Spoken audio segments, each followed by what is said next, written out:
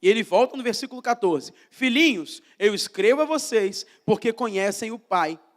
E pais, eu escrevi a vocês porque conhecem aquele que é desde o princípio. E agora o texto clássico que todo mundo já usou para encorajar e motivar alguém, que é: jovens, eu vos escrevi porque vocês são fortes, e em vocês está a palavra de Deus, a palavra permanece em vocês, e vocês já venceram o maligno. Amém? Então eu quero ministrar para vocês hoje sobre isso, e eu quero falar um pouco de gerações com vocês, porque eu creio que tem uma transição na nossa geração acontecendo, nós temos que entender o que Deus quer fazer, e eu quero muito de presente a sua atenção nessa hora, para você compreender aonde você se encaixa nesse processo, para você dar uma resposta. Eu acredito que se eu mudo o meu entendimento, se eu aperfeiçoo o meu entendimento, eu vou mudar a minha resposta. A minha resposta em relação àquilo que eu estou entendendo. Lembra que eu falei sobre adoração aqui e eu ensinei esse princípio. Então, primeira coisa que eu quero dizer, querido, que nosso Deus, Ele é um Deus que trabalha em gerações. Deus não trabalha isolado. Não há uma ação isolada de Deus sem intencionalidade ou saber fazer o porquê Ele está fazendo, sem antes entender o que está acontecendo nas gerações anteriores. Então, o primeiro princípio, o primeiro conselho, a primeira dica, o primeiro esclarecimento que eu quero dar para você é: Deus, Ele é um Deus geracional. Tudo que está acontecendo aqui hoje não começou com a gente, ou não começou, ou talvez com outra pessoa. Ele veio de gerações passadas que vieram até aqui. Exemplo, Jesus pega 12 caras e ele faz desses 12 caras discípulos dele, ao ponto de serem chamados não de crentes, mas de cristãos. Cristãos foi o adjetivo que eles deram para os discípulos de Jesus do primeiro século, que se pareciam com Cristo. Por isso, eles pegaram o evangelho e fizeram chegar até eu e a você. Então, esses caras, eles têm um legado, uma história, foram se passando vários anos e isso foi acontecendo, várias gerações. Então, eu acredito que Deus trabalha dessa forma. E aí, presta atenção, na imagem que está muito na minha mente, eu tenho falado sobre isso. Jesus, ele vai curar a filha de Jairo. Lembra da filha de Jairo, que estava morta, e ele diz: menina, levanta, né? E ela é ressuscitada, lembra dela? Nesse mesmo episódio, nesse mesmo capítulo, Jesus está sendo deslocado do meio da multidão para ir até a casa da filha da filha de Jairo. Nesse meio período, nesse espaço de tempo, o que acontece? O que acontece é que uma mulher, uma mulher que chamada na Bíblia a mulher do fluxo de sangue, ou seja, ela tinha uma hemorragia constante durante 12 anos, e todo o seu recurso ela investiu para poder tentar sanar essa enfermidade, buscando em vários métodos, estratégias, médicos e diversas formas para tentar ser curada. Mas a Bíblia fala que ela gastou tudo o que tinha e não conseguiu ser curada. Essa mulher descobriu que Jesus estava passando por aquele caminho, e ela vai até no meio da multidão, e a Bíblia fala que ela vai se rastejando até onde Jesus estava. Não fala que ela estava rastejando por causa da fraqueza, ou foi uma estratégia dela acessar mais fácil Jesus, mas ela toca na orla do manto de Jesus. E se você for estudar um pouco a fundo, né, todo judeu, ele usava um manto que era um manto de oração, um talite, e nesse manto tinha algumas cordinhas amarradas na frente, cada cordinha era denominada aos mandamentos, então eram os princípios. Ela tocou naquela cordinha, não era porque simplesmente era um lugar mais fácil de tocar, é porque ela entendia o que ela estava fazendo ali, clamando por misericórdia e clamando pela sua cura. E quando acontece isso no meio da multidão, Jesus, ele percebe, ele sente o que está acontecendo, e ele fala assim: de mim saiu virtude. Aí eu acredito, pastor Sidney, nos estudos da Escritura, que Pedro, pela sua personalidade intempestiva, e para frente, e sanguíneo, ele toma a palavra e fala assim: Jesus, não estou entendendo, todo mundo te aperta, todo mundo cerca você, todo mundo quer tirar uma casquinha sua para ver se é curado, e agora você fala assim: alguém me tocou? Poxa, mestre, presta atenção, né? Todo mundo está te tocando. Mas ele fala: não, de mim saiu virtude. Alguma coisa diferente essa mulher fez que me tocou. E ele para no meio da multidão e ele diz: quem foi que me tocou? E a mulher do fluxo de sangue, ela levanta a sua mão, vai para o meio da rodinha e ela diz: eu te toquei, Senhor. Então Jesus diz: a sua enfermidade foi curada, então segue a sua vida. Ao mesmo tempo que isso está acontecendo, Jesus vai para a casa da menina, a filha de Jairo, não é isso? Vocês estão me acompanhando, amém ou não amém? Ele vai para a casa da filha de Jairo, e quando ele chega lá, ele já tem um velório armado, irmão. Já tem um velório armado, Paz Eterna já está lá com o caixão, está tudo certo, a menina morreu, os familiares já estão chorando, está todo mundo, já tem pão com mortadela para o pessoal passar a noite, para fazer o velório, está tudo certo. Jesus chega, o povo está chorando e fala, o que está acontecendo? A menina dorme, ela não morreu. E aí fala assim, tira todo mundo, deixa só Pedro, Tiago e João, e deixa também os pais da menina, e ele diz, menina, você está dormindo? Levanta. Talita cumi, você vai viver agora. A menina é levantada, a menina foi restaurada, ela vem da morte para a vida numa fração de segundos pelo poder da palavra do mestre. Aí eu vejo aqui, nessa imagem que eu te contei, 2 gerações, tá? Em todo o tempo eu vou falar dessas 2 gerações aqui. A geração dos pais, tá? E quando eu falo dos pais, eu vou falar dos pais biológicos e pais espirituais, ou líderes, ou influentes, ou pessoas que caminham com Cristo há um tempo e já têm a maturidade para poder discipular e ensinar outras pessoas, tá? E quando eu falar dos filhos, eu vou falar dos jovens, adolescentes, tá? Até mesmo crianças que precisam desse apoio dos pais. Então Jesus, ele está indo em direção à casa da filha de Jairo, só que no meio do caminho ele tem uma mulher que é curada. Essa mulher representa a geração dos pais. Primeira coisa que eu quero dizer para você, princípio para você guardar, é que antes de Deus levantar uma próxima geração, Ele vai curar a geração dos pais.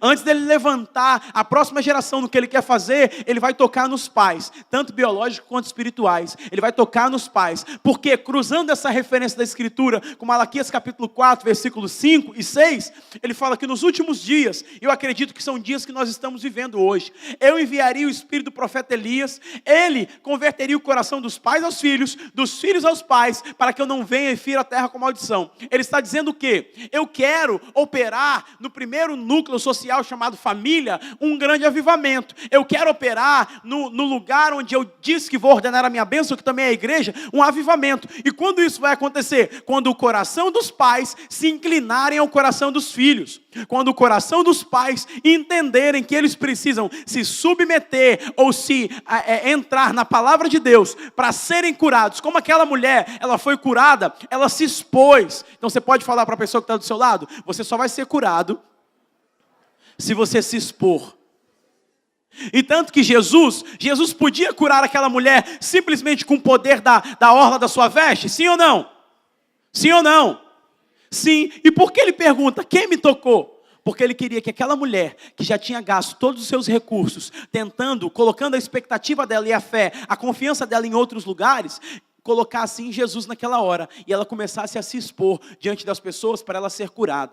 Por quê? Porque geralmente o que Jesus queria trabalhar com ela se exponha para que eu possa te curar. Então Deus nessa noite te trouxe aqui. Talvez você já gastou os seus recursos, fator tempo, expectativa, emoções. Talvez você já investiu em vários lugares querendo buscar a plenitude emocional e espiritual e não encontrou. Jesus está falando para você hoje que está me ouvindo aqui. Ele está perguntando, quem foi que me tocou?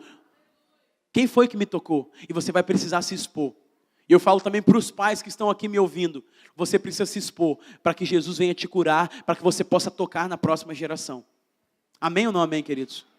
Líder, você que está aqui precisa se expor diante de Jesus para que Ele possa te curar, para que você possa tocar na próxima geração. Talvez você está aqui, é jovem, já tem uma caminhada com Cristo de um tempo e tem experiência, tem vida com Deus, já está caminhando, já podia estar servindo a próxima geração e você está parado no meio do caminho. Jesus está falando para você, você precisa se expor para que Ele possa te curar, para que Ele possa levantar a próxima geração.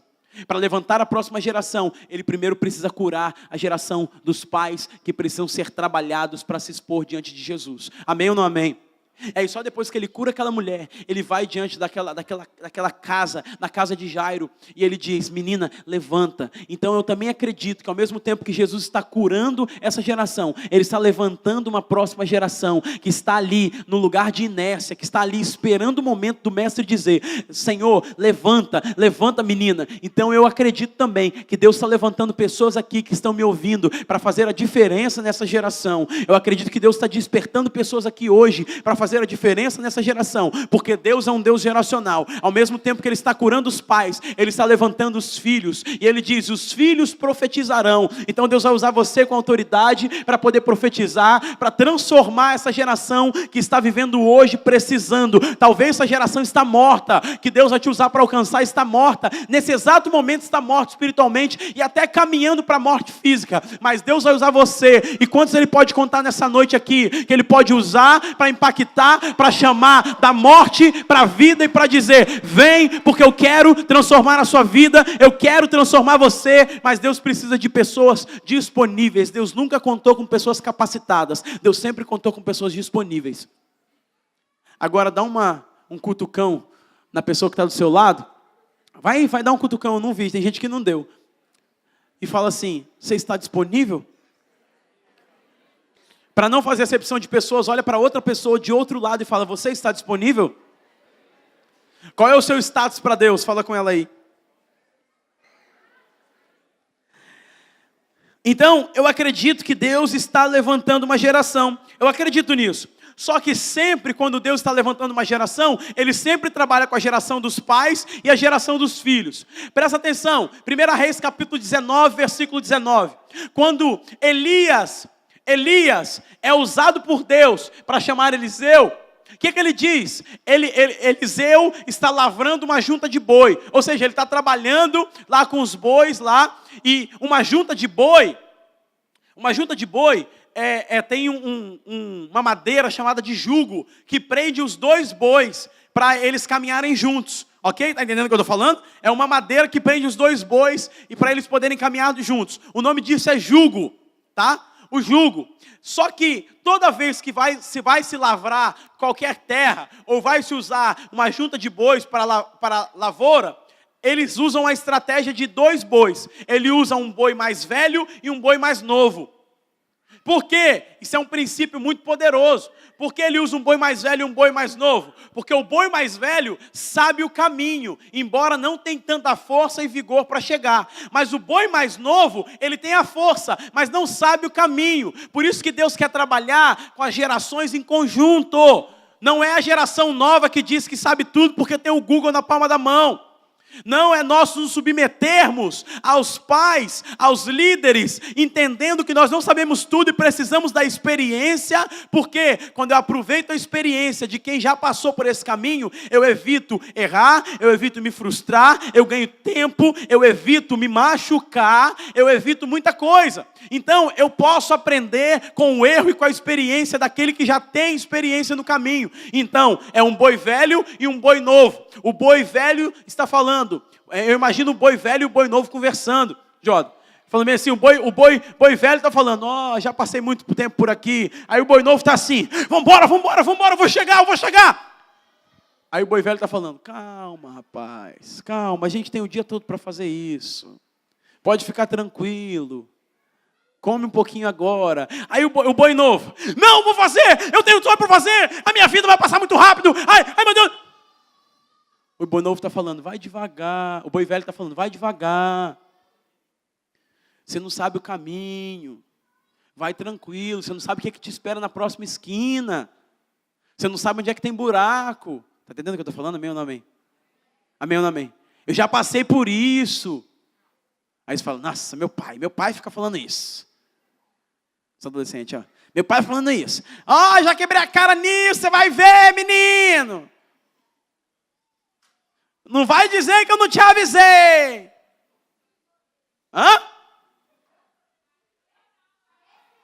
Desse modelo, né? Aí o boi novo está falando o quê? Mas você acha que se eu cair eu não consigo levantar? Você acha que se eu não chegar lá e tropeçar eu não pulo no buraco? Você acha que eu não consigo ver aqui, tudo na frente? Você está velho, você não sabe nem enxergar direito. Você acha que... Não. O boi novo, ele quer chegar. Ele tem força, ele tem vigor, mas ele não sabe a direção. Você conhece muita gente assim? Que quer chegar, mas não sabe nem para onde está indo?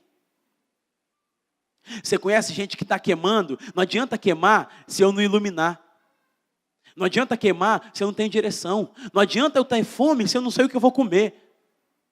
Não adianta eu ter um monte de projetos se eu não sei nem como colocar em prática. Não adianta eu ter força se eu não sei onde eu vou caminhar. Solta você aí, fala, pode ir. Pega um carro e dá um carro na sua mão. E você começa a andar sempre, não sei. Uma hora acaba a gasolina, uma hora você para, uma hora você se estressa no meio do caminho. Por quê? Você tinha força, tinha o vigor, mas você não sabia onde queria chegar. A nossa geração está aqui, ó.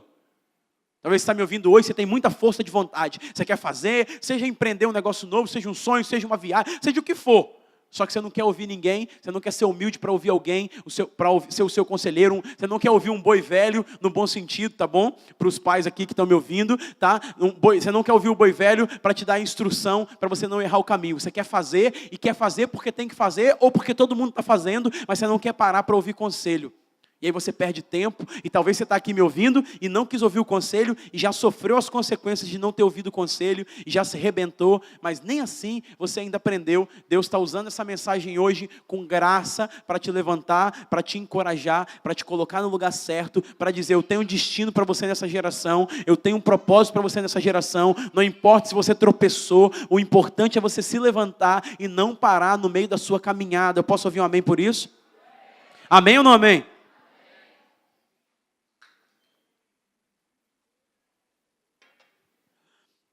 Então, querido, Deus trabalha dessa forma, geração.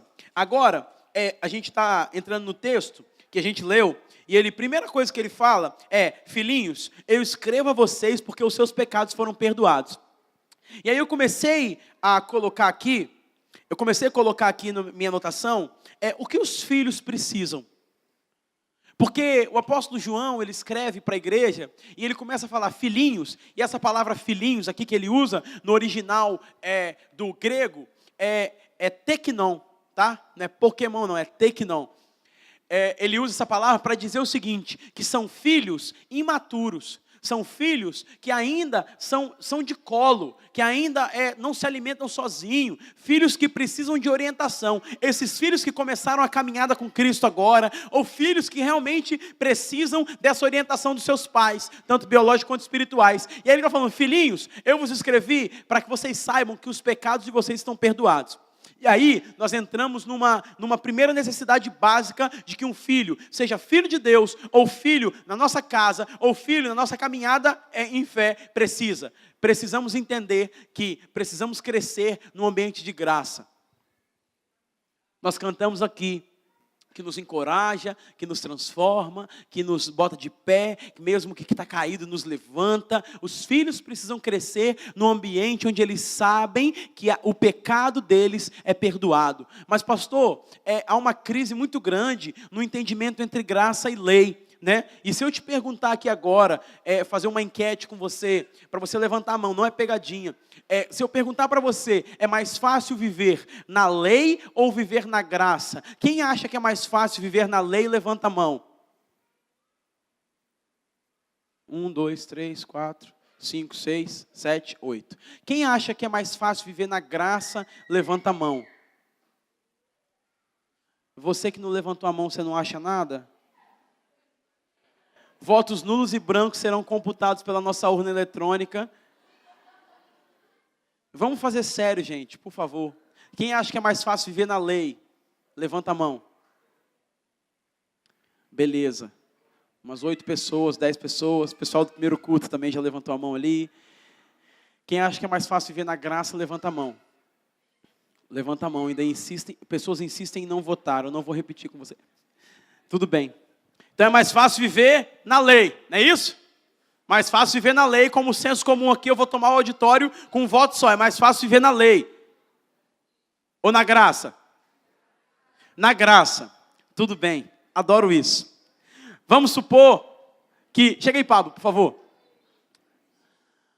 Vamos supor que o Pablo, esse jovem que falta 7 semanas para ele casar... Vem cá, Pablo. Glória a Deus. Vamos supor que o Pablo, ele está vivendo na época da lei, ok? Na época da lei, amém? Então presta atenção para você entender. Ele está vivendo na época da lei. E na época da lei, ele acordou 4 horas da manhã para trabalhar, porque afinal de contas ele quer casar, então ele tem que trabalhar muito.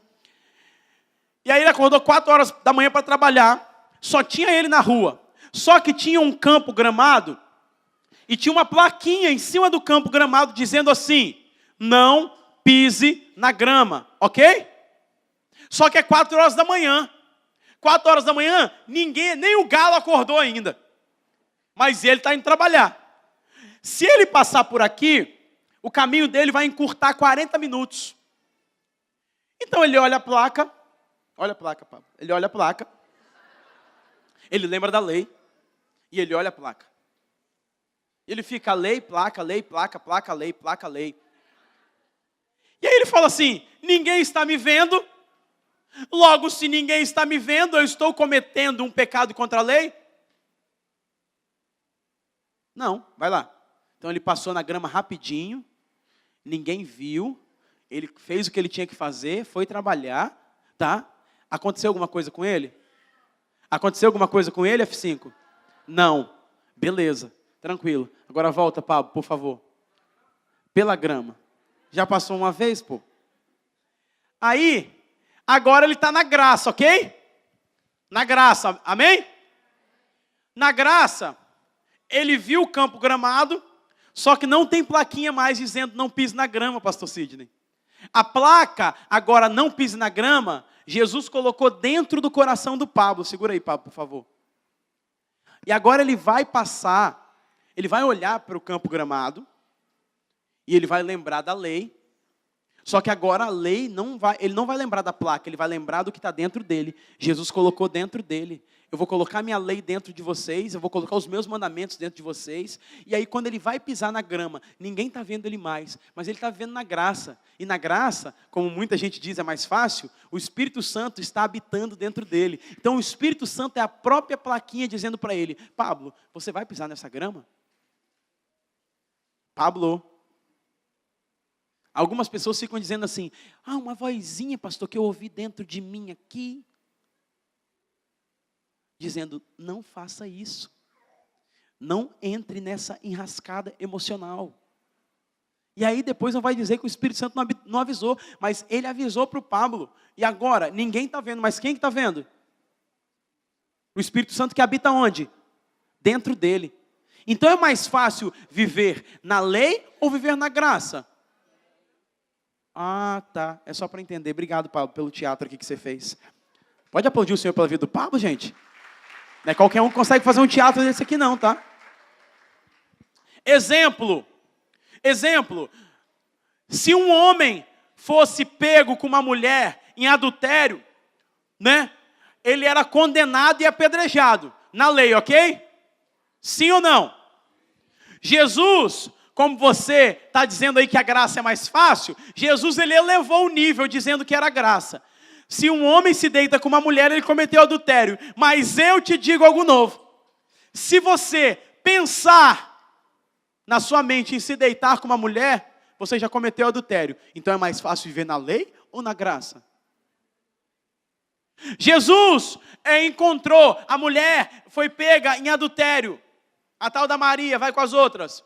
Foi pega em adultério. E agora ela foi pega em adultério, mas não foi pega em adultério sozinho. Concorda comigo, André? Porque não tinha internet naquela época para se cometer adultério sozinho. Então ela foi pega em adultério, foi pega no ato do adultério com alguém. Concorda comigo, gente? E aí, mas como ela foi levada sozinha para ser apedrejada? Já parou para pensar nisso? Isso me faz pensar, especular com a minha mente de estudante da palavra de Deus, que o homem que fora pego no adultério com ela era um homem muito influente na sociedade e a lei tinha brecha para pessoas influentes. E por isso ele não estava para ser apedrejado com aquela mulher.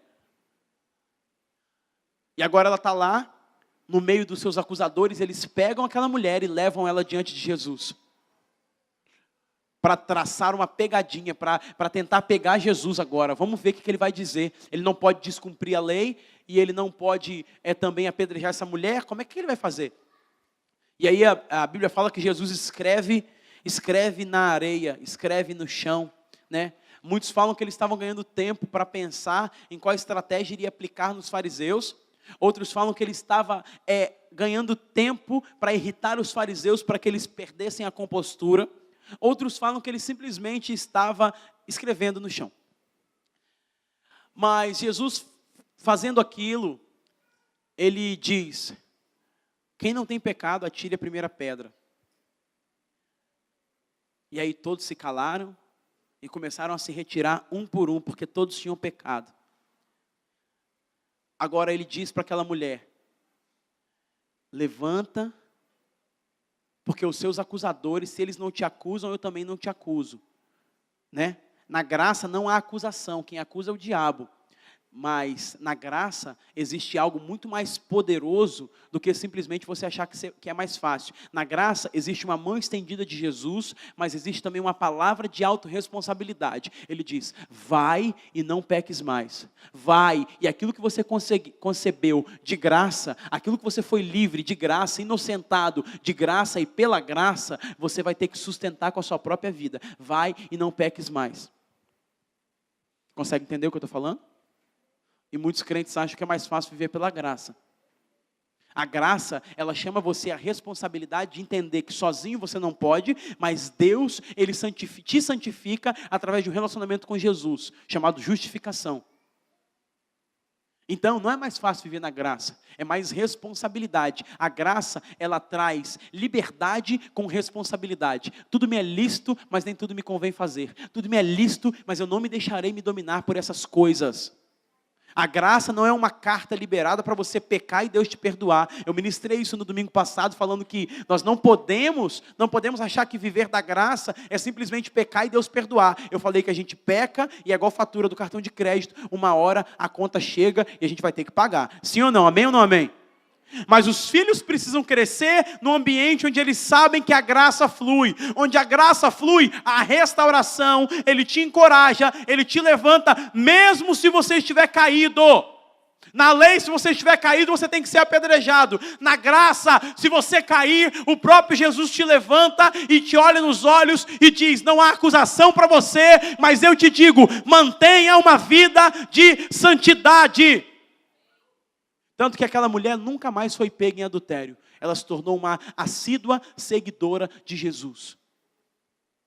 Se você vive na lei, querido, você está se martirizando, você está se culpando, você está se autoflagelando, mas nunca é liberto dos pecados que você precisa ser liberto. Se você vive da graça, você entra em um outro nível e Deus te ajuda a libertar você de todos os seus pecados, porque maldito foi aquele que foi pendurado no madeiro, como diria em Gálatas capítulo 3. Ele morreu e levou os nossos pecados, agora nós vamos tomar posse através de um relacionamento. Já não há mais condenação, já não há mais acusação, já não há mais o dedo de Satanás apontado na sua cara. Não, Ele levou sobre si as nossas dores. O castigo que estava sobre Ele nos traz a paz. Sobre as suas pisaduras nós somos curados. Nós não temos mais condenação. A porta da cela está aberta, mas muitos insistem em permanecer dentro da cela.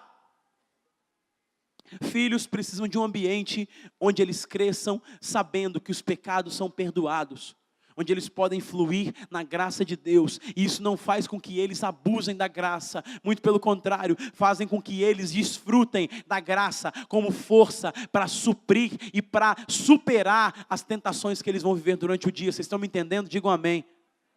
Amém? Glória a Deus. Então o que os filhos precisam? Os filhos precisam de um ambiente de graça. O filho pródigo, por que ele voltou, querido? Pensa comigo aqui, a gente fala muito sobre o amor de Deus, a gente canta muito Reckless Love, e fica falando, Ele é ousado amor, Ele deixa as 99 e vai buscar. Por que o filho pródigo voltou para casa? Porque na casa do pai era um ambiente de graça, não era um ambiente de acusação, não era um ambiente de cobrança, de perfeccionismo, não, era um ambiente onde a graça do pai se estendia para ele todos os dias. Onde ele não se tornava os erros que praticava, ele tinha sua própria identidade. Querido, talvez você está me ouvindo aqui hoje e você se tornou os erros que você pratica. Você se tornou o pecado que você pratica. Você se tornou, a sua identidade foi desconfigurada pelo pecado ou por aceitar algumas mentiras que você ouviu. Querido, o ambiente da casa do Pai, o ambiente do Pai é onde Ele te liberta e mostra realmente quem você é. Ele mostra realmente o que você tem direito. Embora sua motivação possa ser errada, você continua tendo direito à herança. E não há nada que você faça que mude o amor do Pai por você.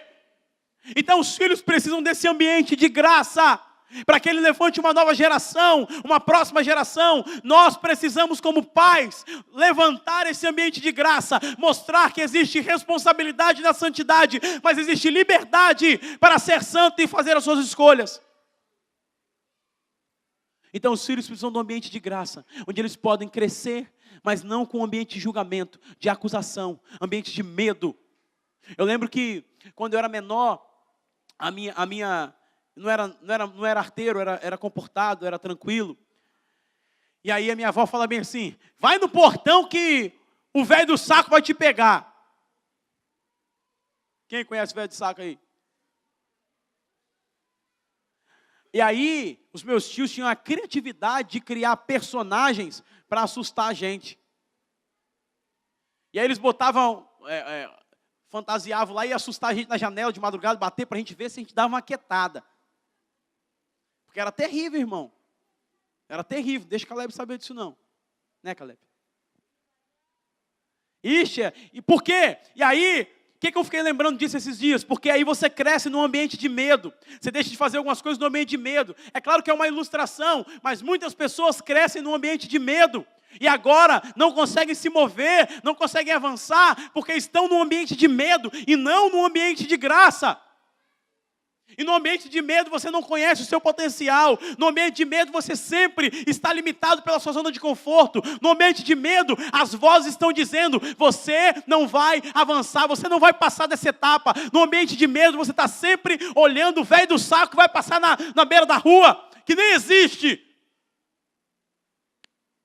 No ambiente de medo você está criando seus próprios demônios. Você está criando os próprios fantasmas que aterrorizam a sua alma. Filhos precisam crescer num ambiente de graça, onde sabem que os pecados são perdoados. Foi isso que João escreveu: filhinhos, eu escrevo para vocês, para dizer que os pecados de vocês foram perdoados. Então, olha para a pessoa que está do seu lado, faz uma cara de profeta, bonito igual você é, e diga: eu digo para você hoje, os seus pecados estão perdoados. Não há mais medo no amor. Amém? Porque você cresce num ambiente de culpa, de vergonha, e você nunca consegue ser quem Deus chamou você para ser. Você está entendendo o que eu estou falando? A cela está aberta, a prisão está aberta, mas você permanece lá. Por quê? Porque quem não cresceu num ambiente de graça, vai usar a meritocracia para alcançar as coisas de Deus. É sempre porque eu fiz, e a graça não, é Deus falando: não é você que faz, sou eu que te dou. E isso não faz de mim, de você, mais relaxado com a fé cristã. Muito pelo contrário. Se Ele me deu sem eu fazer nada, eu vou amá-lo mais ainda. A ótica muda, irmãos. A ótica muda. Então, filhos precisam de um ambiente de graça. Filhos precisam de um ambiente onde eles são constantemente treinados. Presta atenção, querido. Ele falou: filhos, eu escrevo para vocês que os pecados são perdoados. Por quê? Porque só há perdão para quem errou. Só há perdão para quem falhou. Só há libertação para quem está preso. Só há graça para aquele que não entende graça. Ele falou: eu estou escrevendo para os filhos. Eu podia dizer isso para os pais, mas eu estou dizendo para os filhos, porque os filhos estão perdoados. Quer dizer o quê? Filhos erram. Filhos erram. Filhos são passíveis de erro. Filhos estão em constante tempo errando. Lembra que eu falei do boi novo e do boi velho? O boi velho sabe o caminho, mas não tem a força. O boi novo, ele não sabe o caminho, mas tem a força. E ele acha que a força é suficiente para ele chegar no caminho. E aí por isso ele erra muito. Ele erra muito porque ele quer enfrentar todo mundo. Ele erra muito porque ele quer dizer que é o dono da verdade. Ele erra muito porque ele acha que sabe. Ele erra muito porque ele não quer aprender com o erro dos outros. Ele quer aprender com seus próprios erros. Ele quer fazer o test drive. Ele quer provar para ver se é bom mesmo. Ele quer ter a própria experiência. Ele quer quebrar a cara e quebra a cara e depois não liga, quebrou a cara e quebra a cara de novo. Porque filhos estão em constante tempo, em constante situação errando. Mas quando eu falo erro, eu não falo só pecado, querido. Eu falo erro de processo, erro de trajeto. E a palavra aqui, os pecados estão perdoados. A palavra original aqui no grego é hamartia, que significa errar o alvo. Às vezes você está aqui e você não está propriamente dito no ato do pecado, mas você está errando o alvo do propósito de Deus para a sua vida. Deus não queria talvez você no relacionamento agora, você está no relacionamento. Ou Deus queria você engajado em outra faculdade, você está na faculdade errada. Ou Deus queria que você se dedicasse mais à sua vida de oração e você não se dedicou. Ou Deus queria que você parasse um pouco para cuidar de você, mas você está num desespero desgramado, querendo arranjar alguém. Amém, gente? Vocês estão aí? Vocês estão aí? Ficou todo mundo muito silêncio.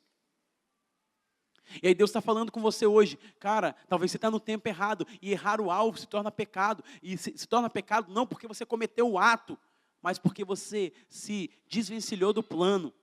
Então ele está falando, filhos, eu escrevi para vocês que os seus pecados estão perdoados. Ou seja, vocês estão errando o alvo, mas ainda assim, mesmo que for um erro de trajetória, eu quero dizer que existe perdão para até erro de trajetória. Deus é o Deus da segunda chance, está hoje aqui querendo te dar uma segunda chance para você recomeçar, seja em qualquer área da sua vida. Amém ou não amém? Então ele está falando, filho precisando de um ambiente. E aí, filhos precisam aprender a crescer emocionalmente. Aí eu estava na minha aula de psicanálise com o Dr. Ulisses e eu fiz a pergunta para ele. Eu falei, Dr. Ulisses, me responde uma coisa.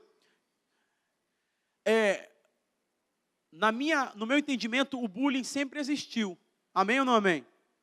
Quando você era da escola, deixa eu pegar. Jordan, quando você era da escola, você tinha apelido na escola?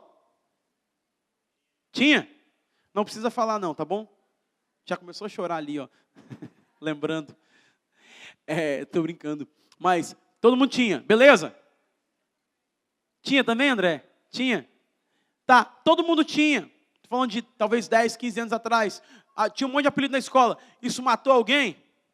Matou alguém? Não, era dos mais variados apelidos. Mais variados. Você já lembrou um apelido que você tinha na escola? Já? Quem lembrou? Levanta a mão. Vou contar até 3, você vai falar ele agora, hein? 1, todo mundo junto. 1, 2, 3. Ficaram com vergonha. Vou mudar a mensagem agora aqui para cura interior, tá bom? Quem te feriu? Quem te ofendeu? Libera perdão. Quem foi que falou? Joga na cruz, irmão. Ninguém quis falar. Todo mundo traumatizadinho. Aí eu perguntei para o Dr. Ulisses assim, o bullying sempre existiu, mas me pergunta uma coisa para o senhor que tem 86 anos, uma vasta experiência de vida na área da medicina e crente. Então, eu faço uma pergunta para o senhor. O bullying está mais forte ou as crianças de hoje estão mais fracas emocionalmente? E aí que originou o ponto da minha mensagem. Filhos precisam de um ambiente onde eles possam crescer na sua inteligência emocional, se fortalecer no seu interior, nas suas emoções. Só que os pais que estão aqui me ouvindo, muitas vezes nós estamos aprendendo a criar os nossos filhos para nós, e não para enfrentar os desafios no mundo. Então nós temos que aprender. Talvez você está me ouvindo aqui e você foi criado numa bolha, numa redoma de super proteção, e agora você não sabe lidar com os desafios do mundo, não foi acostumado a dizer não, não foi acostumado a ouvir não foi acostumado a ter renúncia, e aí por isso você se tornou o jovem que se tornou. Tá? Porque estruturas emocionais fracas, o que nós estamos vendo atendendo jovens em vários lugares, não só no estado, mas no Brasil, conversando com várias pessoas, que os jovens estão fracos emocionalmente. Mas filhos precisam de um ambiente onde eles saibam que eles precisam se fortalecer emocionalmente. E eles vão se fortalecer em meio à perda, em meio ao não, em meio às renúncias, em meio à superação dos limites. E talvez o fato de você não ter ouvido não tornou você quem você está hoje. Aí nós nos tornamos uma geração mimimi. Não é mimimi de M-I-M-I-M-I, não. É de M-E, do inglês eu. Geração eu, voltado só para o próprio umbigo. Então, presta atenção, filhos precisam crescer nesse ambiente onde são fortalecidos, criando os filhos para o mundo. Já falei com Caleb, quando você fizer 18 anos, vou botar você no avião, você vai para qualquer base missionária no mundo aí, você tem uma experiência de vida, você aprender inglês, para você crescer e você cumprir o seu propósito. Aí ele fala, pai, eu falei, vai botar a mochila nas costas e vai, nem 1 ano, 2 anos. Por quê? Porque eles vão aprender e amadurecer emocionalmente e valorizar a vida. Amém ou não amém? Amém ou não amém, irmãos? Amém? Então, presta atenção, os filhos são flecha, eles vão. Então, a tendência dos filhos é voar, é crescer, é avançar, é se tornar aquilo que Deus chamou. tá bom? Eu até brinquei no primeiro culto, falei, filho é flecha, esposa não. Então o filho vai e a esposa fica. Então por isso que a esposa precisa ser mais cuidada do que os filhos. Amém ou não amém, casais? Casais, os casais estão aí, amém ou não amém? Glória a Deus, glória a Deus. Então, presta atenção, querido. Então, nós estamos, muitas vezes, nos tornando fracos demais emocionalmente. Então, nós precisamos aprender a vencer os desafios e crescer em inteligência emocional. Nós precisamos aprender a encarar a vida como ela é, a verdade nua e crua da vida. Você está no ventre da sua mãe, você não faz força para nada. Teve uma cirurgia, um parto, você nasceu, o médico te dá um tapa no bumbum e fala, seja bem-vindo, você chegou à vida, você começa a chorar desesperado. Por quê? Bem-vindo à vida. Na vida, enquanto você está vivendo, vai ter que aprender a lidar com a dor. Nós já aprendemos isso aqui, já temos falado isso aqui muitas vezes. Mas muitas vezes, muitos jovens que não estão preparados para lidar com as suas dores, eles começam a desistir, eles começam a buscar nos mecanismos subterfúgios, em droga, em sexo desenfreado, em comportamentos obsessivos, em dependência emocional, em ansiedade crônica, em sono excessivo, em remédios. Eu falei daqui no primeiro culto que muitas pessoas hoje já não vivem natural, elas estão sempre à base de algum remédio. Eu não estou falando de você que está fazendo um tratamento, não estou falando disso não, estou falando de pessoas que são dependentes de qualquer medicamento para viver. É para estudar, tem uma pílula aqui para você poder ficar mais concentrado. Está triste, toma um negócio que você ficava alegre. Está querendo emagrecer, toma um negócio sem emagrecer. Está querendo o cabelo ficar liso, toma esse comprimido aqui. Tudo é uma geração anti o natural. Tudo é modificado, tudo foi comprado. Por quê? Porque nós não aprendemos a lidar com a vida como ela é. Então nós temos que buscar subterfúgio para suprir uma carência emocional. E não amadurecemos, nos tornamos jovens, bonitos, fortes, sarados do crossfit, da educação física, de qualquer outra coisa. Mas por dentro, meninos, mimados e não sabem lidar com seus desafios. Vocês estão aí me ouvindo? Amém ou não amém, gente? Fala um amém, gente, pelo amor de Deus. Me deixa motivado quando você fala um amém. Amém? Glória a Deus. Fala com a pessoa que está do seu lado. Eu só acho que Deus está falando comigo hoje.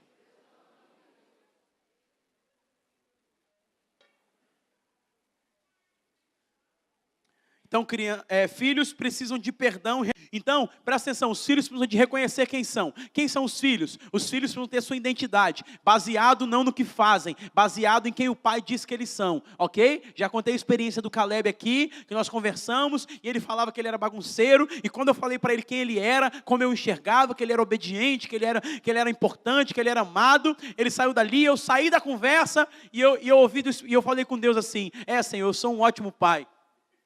Eu saí e falei todo feliz, falei, rapaz, eu sou um ótimo pai. E sabe o que eu ouvi do Espírito Santo? Você é mesmo, Diego? Falei, que bom, Espírito Santo, mas deixa eu te falar uma coisa. Ele falou bem, você sabia que muitas pessoas se rotulam, né? Eu jamais vou esquecer a ministração do Gabriel que ele fez no congresso aqui, colando os rótulos que saía com óleo. Lembra da conferência DNA que ele fez aqui? Colando os rótulos que saíam com óleo, o rótulo que era impregnado em você. Eu jamais vou esquecer o que o Espírito Santo falou comigo ali. Tem muita gente se tornando aquilo que pratica e adquirindo, colecionando rótulos na sua vida. Mas filhos precisam de um ambiente onde eles ouvem quem são constantemente. Jesus só começa o ministério dele em Mateus capítulo 3, versículo 17, quando o pai diz para ele, você é o meu filho amado, eu tenho prazer, arrebenta moleque. E depois ele saiu dali para curar todo mundo, ele foi para o deserto, ficou 40 dias sem comer, enfrentou o próprio diabo, mas não negociou, baseado na sua identidade, baseado em quem ele era, baseado no que o pai disse para ele, não o que ele estava fazendo. E o diabo fala, transforma a pedra em pão. Ele fala, não preciso fazer nada para mostrar quem eu sou para você. Eu sei quem eu sou no pai, e o pai diz que eu sou filho amado, em quem ele tem prazer. Você não precisa fazer nada para mostrar para ninguém quem você é. Quem te pede prova de amor para mostrar a sua identidade, não sabe quem você é e não sabe te valorizar na sua essência, da sua identidade. E o pai diz, você é filho amado. E Jesus diz, então não preciso, diabo, pode ir, enfrenta outro, brother, porque aqui não vai colar. Quando a gente estiver convicto emocionalmente de quem nós somos, nós não vamos ficar negociando aquilo que Deus tem para nós. Filhos precisam de um ambiente onde eles saibam quem são. Afirmação e identidade, constantemente. Eu não canso de dizer para o Caleb, você é um campeão, você vai voar, você vai arrebentar, você é o cara, você vai mais longe do que eu fui, você vai ser mais rico, você vai ter mais dinheiro do que eu tenho, você vai ser mais influente do que eu sou, você vai viajar mais do que eu viajei. Se eu viajei 10 países, você vai para 30. Por quê? Porque é tendência do filho crescer mais que o pai, é tendência do filho ir mais longe do que o pai foi, é tendência do filho avançar mais que o pai avançou, é tendência do filho estar mais longe do que o pai foi. Então o pai diz para você, você vai mais longe. Amém ou não amém?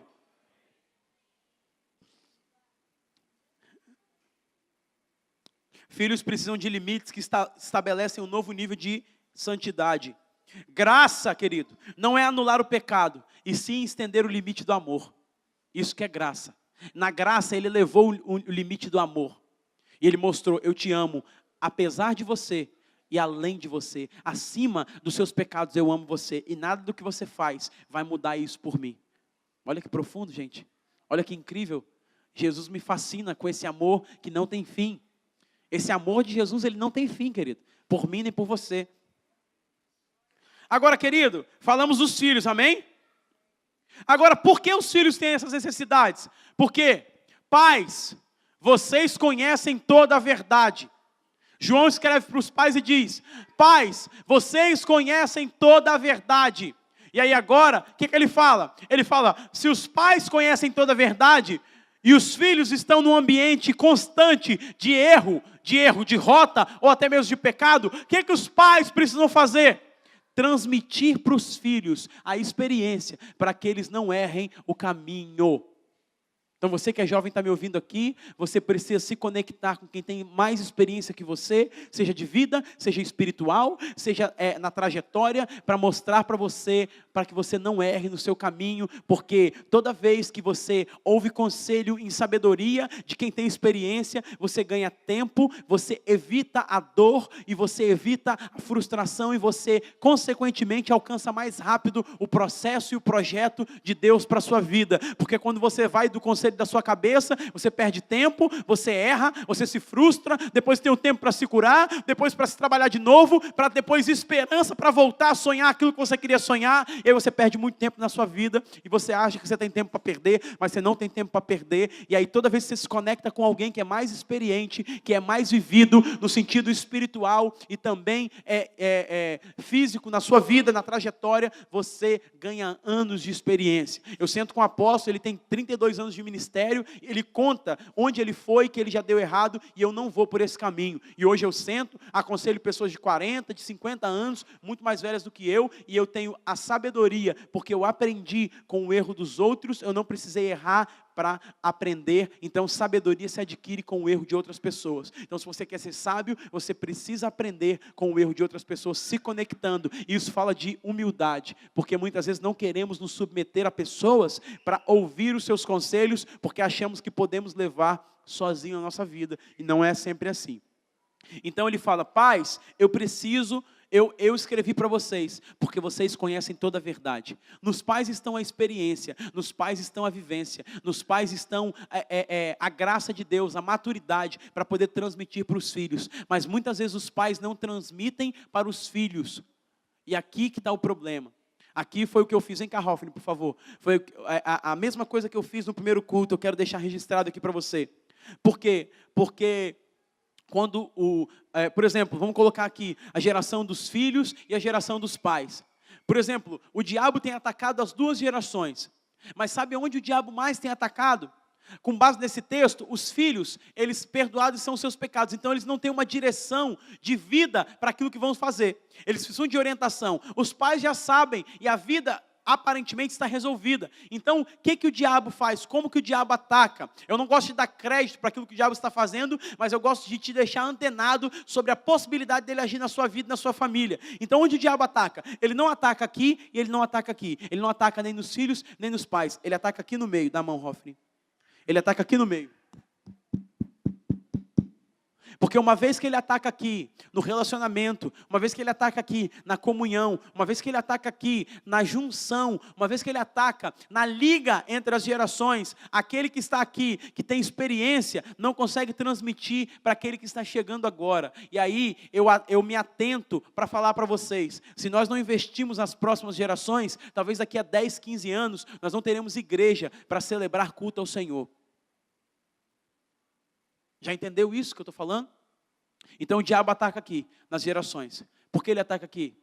Porque ele quer desconectar. Se ele desconecta essa geração, agora os pais sabem toda a verdade, mas os filhos que precisam do entendimento, que são perdoados os pecados e direção para o seu destino, não têm essa direção. E agora eles estão perdidos. Agora ele vai fazer como o filho pródigo, esbanjar a sua herança sem entendimento, gastar com aquilo que não deve ser gasto e voltar todo arrebentado para a casa do pai e perder boa parte da sua juventude. É isso que acontece com muitos jovens. Isso acontece com muitos jovens. Eles se desviam depois da sua adolescência, muitos jovens, e depois vão voltar com seus 40 anos, arrebentados pela vida e pelas decisões erradas, porque não tiveram pais espirituais ou conselheiros, mentores, para direcioná-lo na sua vida e na sua jornada. E agora eles voltam porque perderam toda a sua juventude, ao invés de dedicar o melhor tempo para o Senhor, porque se desconectaram em algum momento, ou pelo orgulho, ou pela ansiedade, ou pela pressa de querer fazer. Lembra do boi novo que eu falei, que quer fazer, ou pela insubmissão, de simplesmente querer submeter a um conselho, ou olhar para aquele que é mais velho, aquele que é mais experiente, e poder aprender dele, aprender daquele que pode ensinar. Vocês estão entendendo o que eu estou falando? Amém ou não amém? E isso tem acontecido em muitas casas, isso tem acontecido em muitas famílias. Talvez você está aqui, seus pais não estão aqui, mas isso está acontecendo. Há uma desconexão dentro da própria casa. E muitas vezes a estratégia e o uso errado da rede, que se chama social, mas que afasta mais as pessoas do que aproxima, ela é mal utilizada, ela desconecta dentro da própria casa, porque agora cada um tem seu dispositivo eletrônico, e em todo canto da casa, todo mundo está conectado com o mundo, mas desconectado com aquele que está mais próximo. Então, é uma realidade. Então, o diabo está investindo para desconectar tanto as famílias, quanto as lideranças na igreja, quanto os relacionamentos, para que você não aprenda aquilo que você tem que aprender com quem tem realmente para te ensinar. Uma vez desconexo com isso, ele vai aprender nas suas fontes. Tem pessoa que vai aprender que a sua forma de decidir a vida é o Google. Ou seja, por quê? Porque não tem humildade, ou não se acha conectado com alguém para pedir conselho, para chegar e falar, cara, eu tenho essa dificuldade, eu tenho esse problema, eu preciso de ajuda nisso, por favor, me ajuda, me leva para a próxima etapa, me leva para a próxima fase, e sempre ficam na mesma fase, porque resolvem os seus dilemas emocionais e a sua vida de forma equivocada. Então o diabo está atacando entre as gerações, para que não haja continuidade daquilo que Deus está fazendo. E de posse disso, nós pegamos Salmo 145, que diz, uma geração contará a outra geração os feitos de Deus, e as duas adorarão ao Senhor. As duas adorarão o Senhor. É tanto do novo ao mais velho. A criança profetiza. O jovem tem visão, mas o velho tem sonhos. Então só se consolida quando as gerações estão unidas num só propósito naquilo que Deus quer fazer. Só se consolida quando há uma sincronia, há uma sinergia das gerações aprendendo um com o outro. Paulo fala para Timóteo, que os mais velhos ensinem os mais novos e que os mais novos aprendam com os mais velhos. Exorte os jovens como se fossem irmãos, mas aos anciãos como se fossem pais. Aprenda a se submeter, aprenda a se relacionar com quem tem para te oferecer algo que pode mudar a sua vida. Às vezes você ouve um conselho de uma pessoa que pode mudar a sua vida, querido, mas às vezes nós somos tão orgulhosos que nós queremos ficar na nossa, nós queremos ficar ali e achamos que o nosso grupo de conselho é o grupo de amigos. Não faça como fez o filho de Salomão. Salomão libera o trono para ele, ele vai se consultar não com os anciãos, vai se consultar com os amigos da faculdade. E aí os amigos da faculdade falam, se seu pai feriu assim, vai ser fichinha, arrebenta os caras. Seu pai feriu com espada, você vai ferir com escorpião, você vai acabar com isso. Aí gerou a divisão do reino. Por quê? Um conselho mal dado pode detonar o seu destino. Então o diabo está investindo nas gerações. E aqui, se ele rompe com isso aqui, não tem sucessão daquilo que Deus quer fazer. Está entendendo o que eu estou falando? Amém ou não amém? Obrigado, Hoffney. Então ele está falando para os pais. Os pais transmitam para os filhos. Então, querido, você que é jovem, que está me ouvindo aqui, aprenda a ouvir com quem tem para te ensinar. Amém ou não amém? Aprenda a ouvir, não queira emitir parecer, e aí assim, essa tendência, né, do Facebook gerar críticos de plantão para tudo, nós ficamos uma geração crítica até demais, onde não podemos mais ouvir os conselhos, não conseguimos ouvir conselho das pessoas. Então, os pais, eles são aquele que tem a verdade e precisam transmitir. Então, busca se conectar com aquelas pessoas que podem influenciar a sua vida para que você possa crescer naquilo que Deus tem para você. Para que a gente não possa perder a próxima geração. Dicas práticas. Talvez você está aqui se você é jovem, e até jovem casado.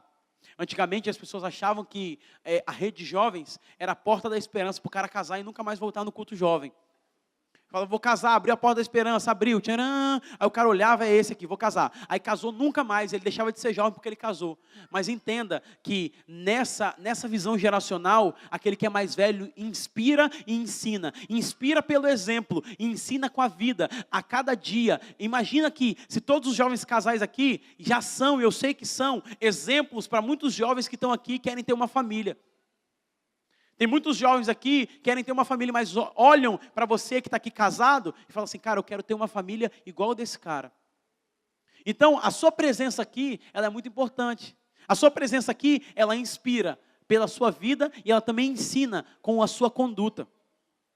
Então, quando você vê as pessoas que se aproximando, então, nós temos a visão geracional. Então, você é jovem aqui, está caminhando com o Senhor há muito tempo. Você pode ser uma inspiração de vida para um adolescente que chegou agora.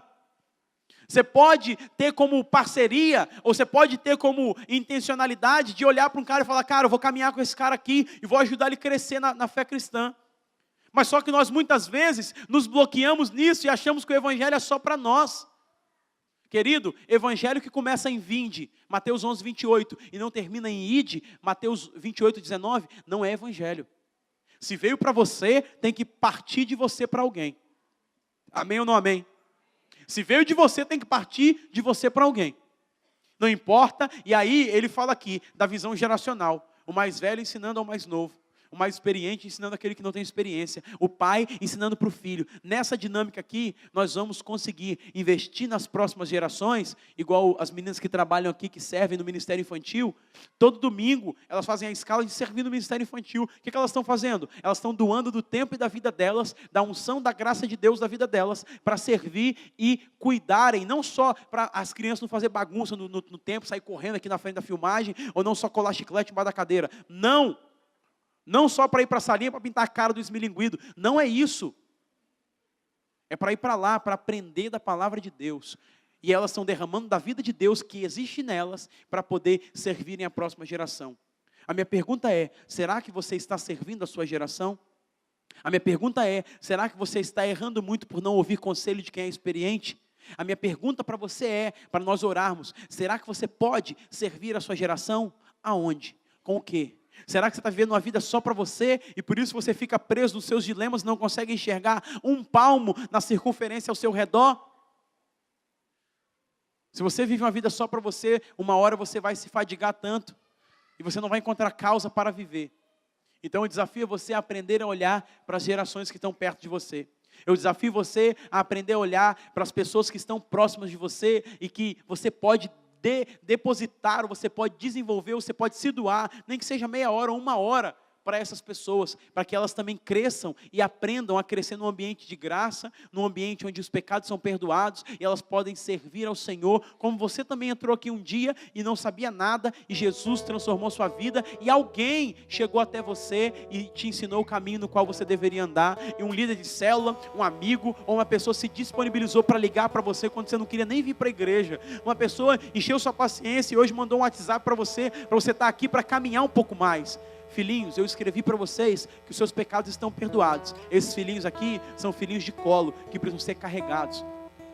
E aí nós precisamos gerar. E aí esse ambiente aqui, onde há pais biológicos e espirituais se importam com os filhinhos, aí vem o versículo que nós tanto conhecemos. Jovens, vocês são fortes.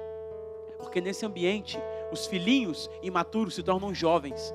pessoas maduras para enfrentar a vida e responder com a emoção correta em cada estação, e não só olhar para si, mas olhar para os próximos filhinhos que virão e servir um ao outro. Jovens, eu vos escolhi porque vocês são fortes. A palavra do Senhor permanece em você e vocês já venceram o maligno. Ou seja, a luta de vocês não é para vencer o diabo porque ele foi vencido. A luta de vocês é para amadurecer nesse processo e servir a próxima geração. Diante disso, eu acho que é um bom momento para a gente orar e nos colocarmos disponíveis para Deus, falando: Senhor, eu quero servir a minha geração, eu quero fazer a diferença. Ou talvez eu sou um filhinho ainda, eu preciso ser cuidado. Me ajuda, me conecta com pessoas que vão me ajudar e vão me impulsionar nesse caminho.